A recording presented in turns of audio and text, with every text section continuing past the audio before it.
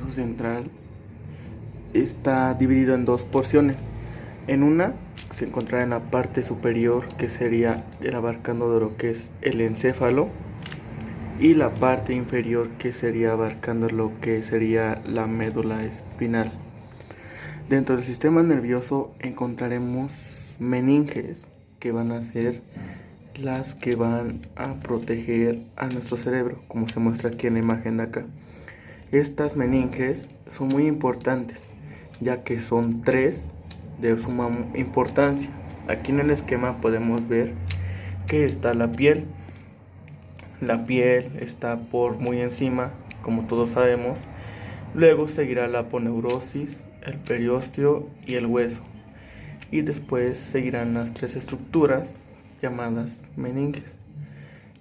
La primera será llamada dura madre, la segunda será llamada aracnoides y la tercera será llamada pia madre. En estas podemos en la membrana aracnoides encontraremos un espacio llamado espacio subaracnoideo, donde encontraremos a un líquido, el líquido cefalorraquídeo. Este líquido ayudará a sostener y amortiguar tanto al cerebro como a la médula, que le ayudará a dar algunos nutrientes. Encontraremos esto que se llama el plexo coroideo, donde va a ser secretado. También encontraremos una barrera hematoencefálica, que esta va a ayudar también a detener las sustancias tóxicas que puedan entrar al cerebro. En la estructura externa de las neuronas tenemos que saber que existen tres partes muy importantes. La terminal sináptica, que es la encargada de la conexión en otras neuronas. Las dendritas, que son las encargadas de recibir las señales transmitidas.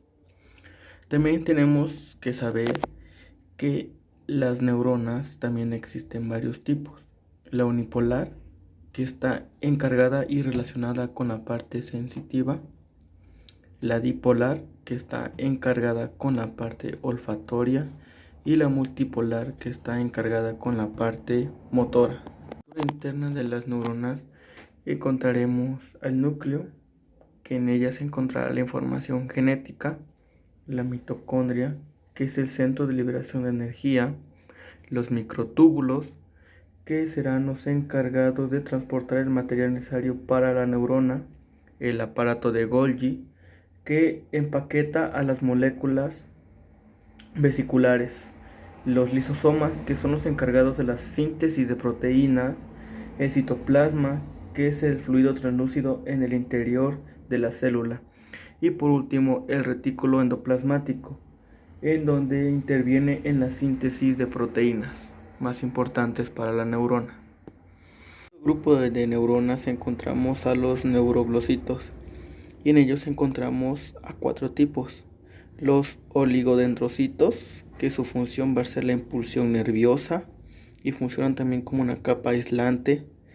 Las células Schwann, que regeneran axones. Los microgliocitos, que son los que actúan en lesiones o en enfermedades. Y los astrocitos, que regulan el paso de sustancia que las repara. Para continuaremos con las técnicas y orientación en neuroanatomía.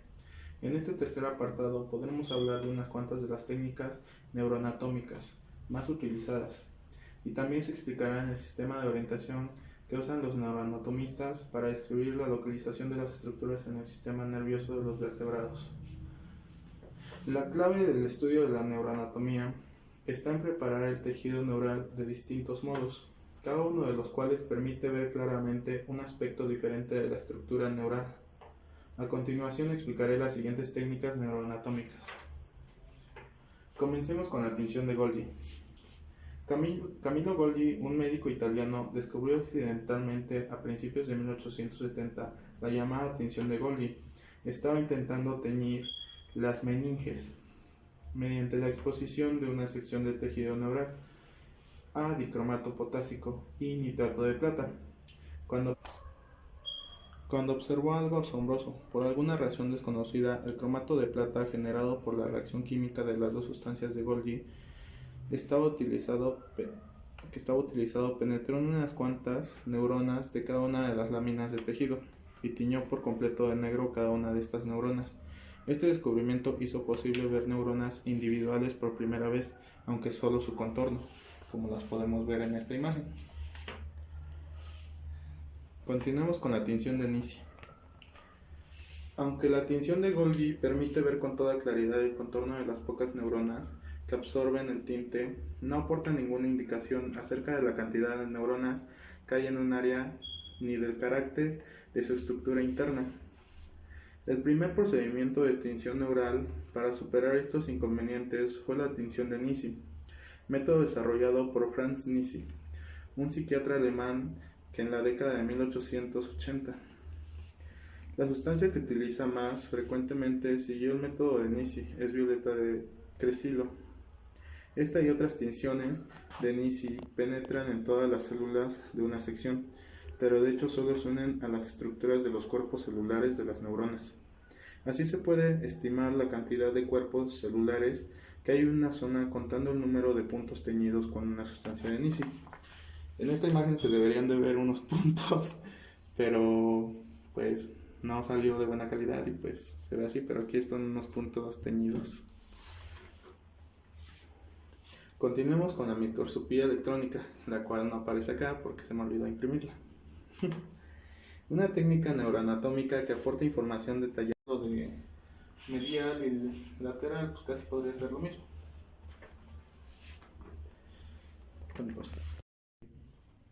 Continuemos con médula espinal. Cuando se hace una sección transversal, resulta evidente que la médula espinal contiene dos zonas diferentes. Una zona interna formada por una sustancia gris con forma de H, rodeada por una zona de sustancia blanca.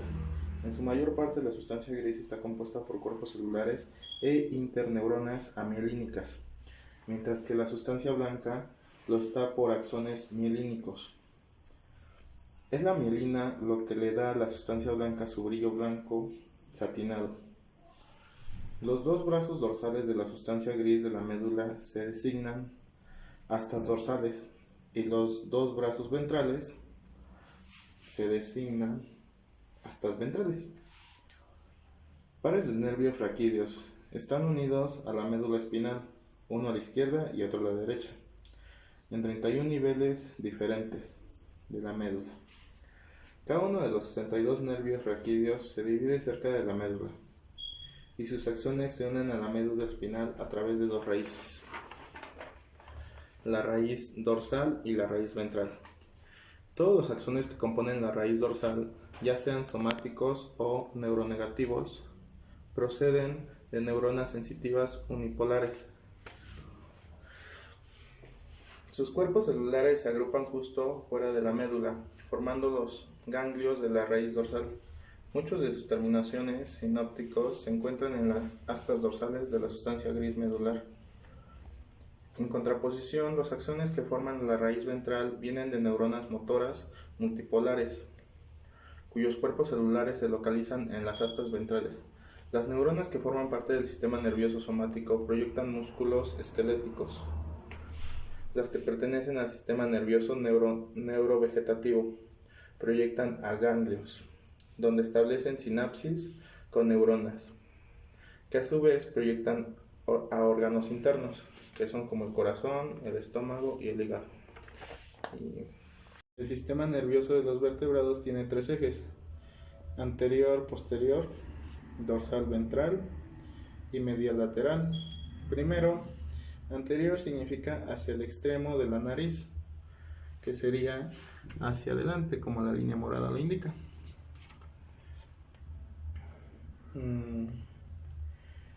El extremo anterior.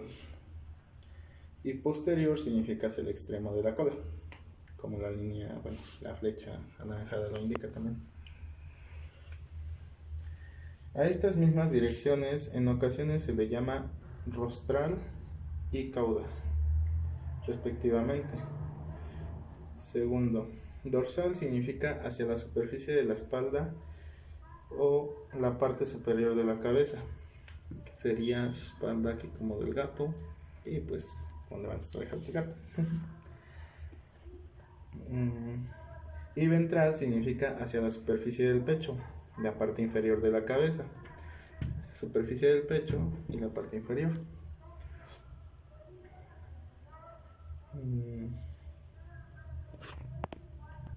Y tercero, medial significa hacia la línea media del cuerpo y lateral, los ojos de la línea media, hacia las zonas laterales del cuerpo, como aquí está, indicando las flechas azules son hacia medial, las rosas son hacia los laterales. Los seres humanos vinimos a complicar este simple sistema de eje, anterior-posterior, dorsal-ventral y medial-lateral, al empeñarnos en caminar sobre nuestras patas traseras. Este cambia la orientación de nuestros hemisferios cerebrales respecto a nuestra médula espinal y nuestro tronco cerebral. Al momento de que nosotros comenzamos a caminar erguidos, pues todo esto cambia, porque antes estaban indicados de una manera que se iban hacia, o sea, se podría decir todo se iba hacia arriba. Lo que era el dorsal se iba hacia arriba y pues, en la cabeza también iba hacia arriba el dorsal. Y cuando ya está en un ser humano, ejemplo, ya cambia, es diferente, porque el dorsal se va hacia la espalda y en la parte de la cabeza el dorsal se va hacia arriba. Y de igual manera, o sea, en lo anterior, o sea, la parte anterior va hacia adelante y del cuerpo va hacia arriba. Lo demás, lo de... Hola, soy el encéfalo. Soy un órgano viviente dentro de ti. Te otorgo las capacidades artísticas para el lenguaje, la misión de juicios molares y el pensamiento racional. También soy el responsable de la personalidad, los recuerdos y cómo percibimos el mundo. Soy masa gelatinosa de grasa y proteínas, que pesa alrededor de 1.4 kilogramos. Quizás yo sea el órgano más grande, compuesto de unos 100.000 millones de células nerviosas que no solo unen pensamientos y coordinan movimientos físicos de forma precisa, sino que también regulo procesos corporales inconscientes, tales como la digestión y la respiración. Mis células nerviosas se denominan neuronas, que componen la llamada materia gris. Mis neuronas transmiten y recogen las señales electroquímicas que se comunican a través de una red de millones de fibras nerviosas llamadas dendrinas y axones. Conforman mi materia blanca. El cerebro es la parte más grande de mí, que representa el 85% de su peso. Las características y profundas arrugas de la superficie exterior del órgano son la corteza cerebral, compuesta por materia gris. Por debajo se encuentra la materia blanca.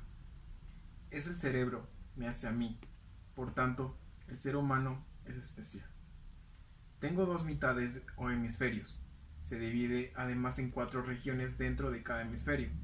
Los lóbulos frontales, situados justo detrás de la frente, intervienen en el lenguaje o pensamientos, el aprendizaje, las emociones y el movimiento. Detrás de él encontramos los lóbulos parietales, que procesan la información sensorial, como, por ejemplo, el tacto, la temperatura o el dolor. En parte posterior del encéfalo tenemos los lóbulos occipitales, relacionados con la visión. Por último, tenemos los lóbulos temporales, cerca de las sienes, que se ocupan de la audición y la... Mi segunda área más grande es el cerebelo, situado debajo de la parte posterior del cerebro. Es el responsable de coordinar los movimientos musculares y controlar el equilibrio. Se componen también de materia gris y blanca. Transmiten la información a la médula espinal y a otras partes del encéfalo. El dicéfalo se localiza en el centro de mí y se compone de un complejo de estructuras del tamaño aproximado a un albaricoque. Se divide en 2 secciones principales, el tálamo y el hipotálamo. El tálamo actúa como una estación repetidora de los impulsos nerviosos que llegan a todas las partes del cuerpo y las envía a la región adecuada del encéfalo para que sean procesadas. El hipotálamo controla las secreciones hormonales gracias a la cercana glándula pituitaria. Estas hormonas determinan el crecimiento y comportamiento instintivos tales como el hambre, la sed, el sexo, el miedo y la reproducción. El hipotálamo, por ejemplo, es el que controla el principio de la lactancia cuando una mujer acaba de dar a luz. El bulbo raquídeo es la base del encéfalo. Controla los reflejos y funciones básicas e indispensables para la vida, como los latidos cardíacos, la respiración y la presión sanguínea. También regula cuando nos sentimos despiertos o tenemos sueño. Gracias a la cercana glándula pituitaria. Estas hormonas determinan el crecimiento y comportamiento instintivos tales como el hambre, la sed, el sexo, el miedo y la reproducción. El hipotálamo, por ejemplo, es el que controla el principio de la lactancia cuando una mujer acaba de dar a luz. El bulbo raquídeo es la base del encéfalo.